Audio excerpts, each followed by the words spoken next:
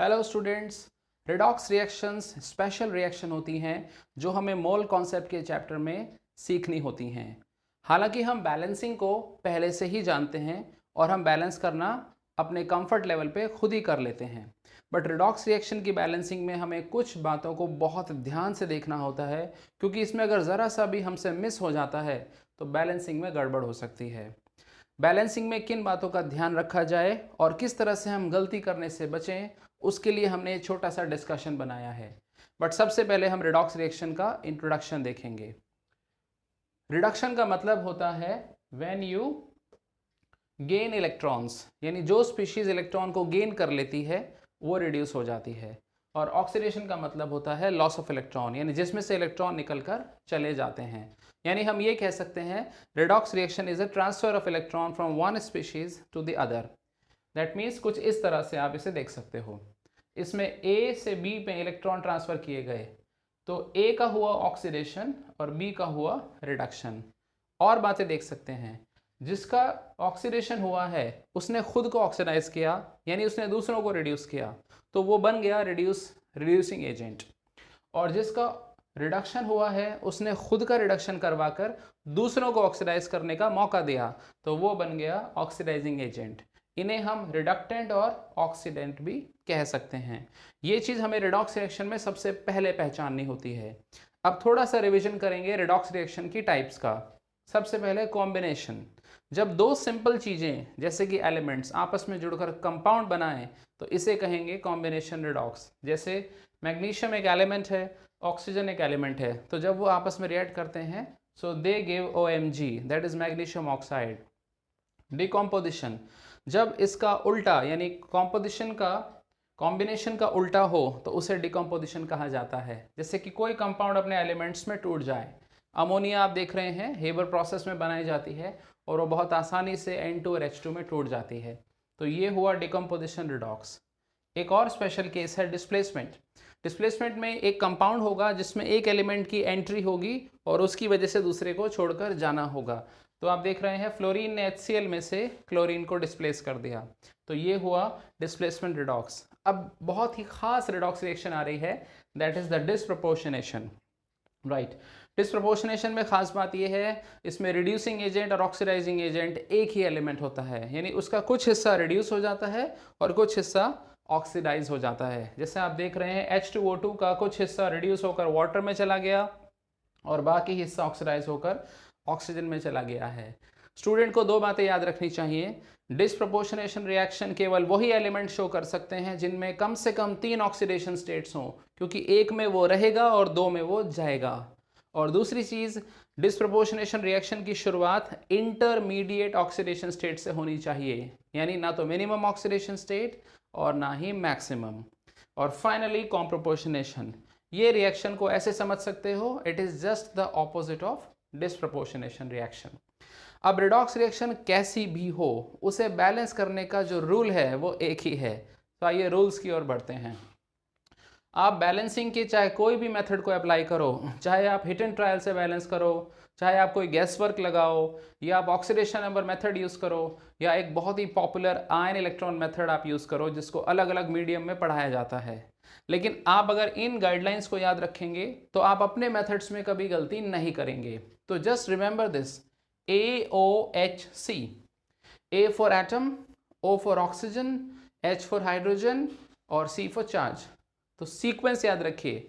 सबसे पहले एटम, यानी वो एटम बैलेंस होगा जो या तो रिड्यूस हो रहा है या तो ऑक्सीडाइज हो रहा है, so that's for A। O, अगली बारी ऑक्सीजन की। ऑक्सीजन की बैलेंसिंग के लिए वाटर की हेल्प ली जाएगी, यानी जहां ऑक्सीजन की कमी हो रही होगी वहां वाटर जोड़ दिया जाएगा। देन H, हाइड्रोजन की बैलेंसिंग के लिए H+ यानी प्रोटॉन्स की हेल्प ली जाएगी, और प्रोटॉन्स इस बात का सिंबल है कि वो एसिडिक है, यानी बाय डिफॉल्ट ये रिएक्शन एसिडिक मीडियम में बैलेंस हो रही है। 3 स्टेप्स के बाद आपकी रिएक्शन के सारे एटम बैलेंस हो चुके होंगे और अब आखिरी बारी होगी C फॉर चार्ज की, और चार्ज की बैलेंसिंग इलेक्ट्रॉन द्वारा की जाएगी। यहाँ पर आपकी रिएक्शन पूरी बैलेंस हो जाएगी और आप उसे कंबाइन करके कंप्लीट रिएक्शन का रूप दे सकते हो। लेकिन अगर रिएक्शन में ये लिखा है कि बेसिक मीडियम में बैलेंस करो, तो हम थोड़ी देर में देखेंगे कि एसिडिक मीडियम को बेसिक मीडियम में कैसे बदला जाए। तो यहाँ स्टूडेंट्स को ये बताया जा रहा है कि बेसिक मीडियम और एसिड मीडियम की भी चिंता नहीं करें, पहले बैलेंसिंग हो जाने दें, और जब बैलेंस रिएक्शन अपने हाथ में आ जाए आप उसके अंदर थोड़ा सा चेंज लाके उसका मीडियम बदल दो। तो मीडियम हम बदलेंगे सबसे एंड में, बट पहले एक इलस्ट्रेशन। जिंक एक अच्छा रिड्यूसिंग एजेंट है और HNO3 एक अच्छा ऑक्सीडाइजिंग एजेंट है। तो सबसे बढ़िया रिएक्शन होगी zinc plus HNO3 gives Zn2 plus and N2O, nitrous oxide. तो आप देख रहे हैं this is the oxidation part जो यहाँ लिखा गया है and that is the reduction part जो यहाँ दिख रहा है। ऑक्सीडेशन पार्ट बहुत ही सिंप्लीफाइड है क्योंकि यहाँ ना तो कोई ऑक्सीजन है और ना ही हाइड्रोजन, तो आप सीधा A के बाद C तक पहुँच सकते हैं। तो आप जिंक का कोफिशिएंट देखिए दोनों तरफ 1 है, यानी वो बाय डिफॉल्ट बैलेंस था। सो जस्ट आप देखिए 2 इलेक्ट्रॉन इधर हैं, 2 प्लस चार्ज आप जिंक पर देख पा रहे हैं, तो 2 इलेक्ट्रॉन की कमी आप यहाँ देख रहे हैं, तो यू जस्ट ऐड दैट। एक खास चीज याद रखिए, अगर रिएक्शन ऑक्सीडेशन हाफ है तो उसमें इलेक्ट्रॉन्स राइट हैंड साइड में जोड़े जाएंगे, यानी this is the indication that our reaction is an oxidation half.